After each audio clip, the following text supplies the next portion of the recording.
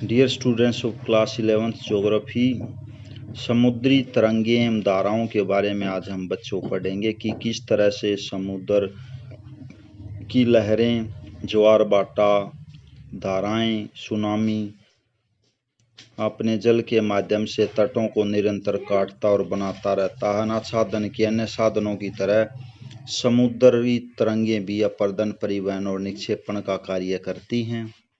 समुद्री तरंगों का अपर्दन। समुद्री अपर्दन का सामान्य रूप फेनिल तरंगें सर्फ द्वारा घटित होता है। तूफानी तरंगें स्टॉर्मी वेव्स तटों का सबसे भीषण अपर्दन करती हैं, यद्यपि ये हमेशा उत्पन्न नहीं होती हैं। तूफानी तरंगें थोड़े समय में ही तटों का इतना अधिक अपर्दन कर देती जितना मान्य तरंगें लंबे समय तक भी नहीं कर पाती। धाराएं और ज्वार भाटा तट रेखा पर बहुत थोड़ी मात्रा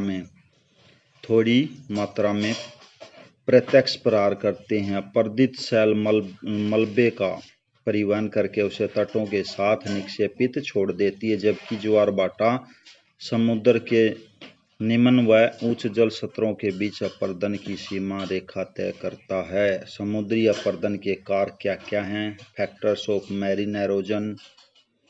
तरंग शक्ति, लहरें जितना लहरों में बोझ कितना है, शैलों की प्रकृति क्या है, कोमल हैं, कठोर हैं, शैलों की संरचना कैसी है, ज्वारीय प्रभाव कैसा, खुली तटाकृति कैसी है, जलवायु का प्रभाव कैसा, जीव जंतु और वनस्पति का प्रभाव भी अपर्दन की क्रिया को प्रभावित करता है। समुद्री अपर्दन के कारण। समुद्री अपर्दन की प्रक्रिया क्या है? जब समुद्री तरंगें तटों पर जाकर टूटती हैं तो वे वहां स्थित चट्टानों पर तेज प्रहार करती हैं। ऐसा अनुमान है कि फेनी तरंगें तट के प्रति वर्ग मीटर क्षेत्र पर 3000 से 30,000 किलोग्राम जितना भार या दबाव डाल सकती हैं। तूफानी तरंगों का दबाव और भी अधिक होता है।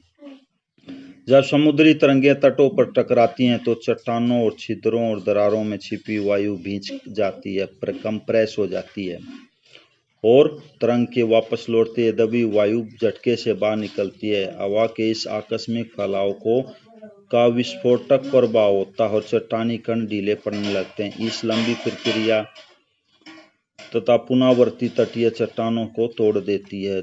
यदि ये तरंगें बजरी और बालू रूपी यंत्रों से लैस हों तो सागरीय अपर्दन और तेज हो जाता है। समुद्री तरंगें अपर्दन क्रिया द्रव प्रेरित बल, अपघर्षण, विलयन और शनिघर्षण द्वारा होती हैं, जैसे कि आप पिछले वीडियो में पढ़ चुके हैं। इन सब के समुद्री तरंगों का परिवहन। समुद्री तरंगों की परिवहन की शैली अलग होती है।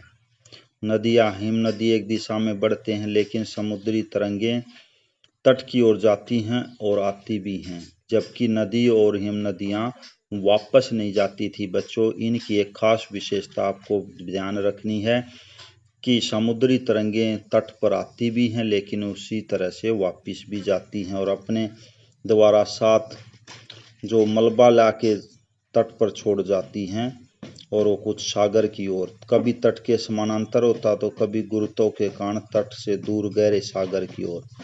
तटों पर शैल चूर्ण का परिवहन दो प्रकार से होता है। पहला है अपतटीय वहन, ऑफ शोर्स ड्रिफ्टिंग।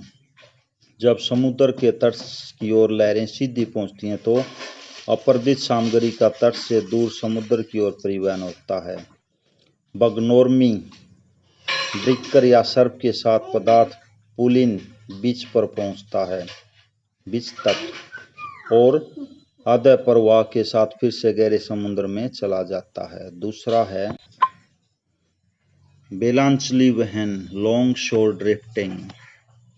जैसे कि इसके नाम से ही पता चलता है, जब लहरें तट पर तिरछी होकर पहुंचती हैं तो तट के ऊपर पदार्थों का वहन तट के साथ साथ एक जगह से दूसरी जगह को हो जाता है।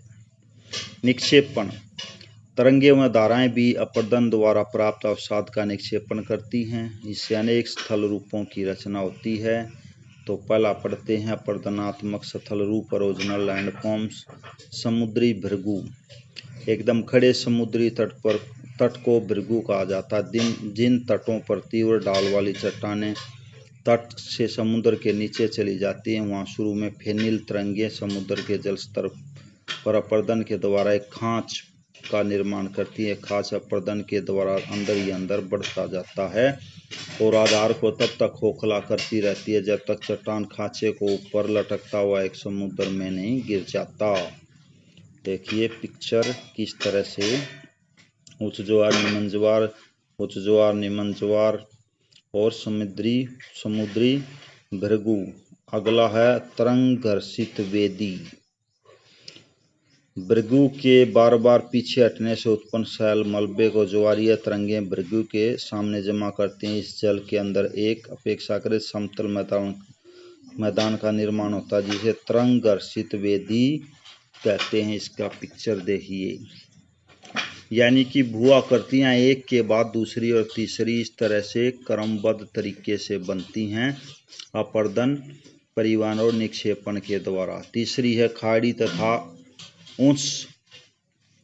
उच्चतारीय बेज एंड प्रोमोनोट्रीज। जब कभी कोमल और कठोर चट्टानों के लंबवत सतह पर एक दूसरे के सहारे एकांतर क्रम में समुद्र की ओर मुंह किए बिछे होते हैं तो समुद्र की लहरें अपने प्रहारों से कोमल और शैलों को अधिक और कठोर शैलों को कम घिस पाती हैं, यानी कि कठोर को कम और कोमल को ज्यादा। इससे खाड़ियां विकसित हो जाती हैं। देखिए किस तरह से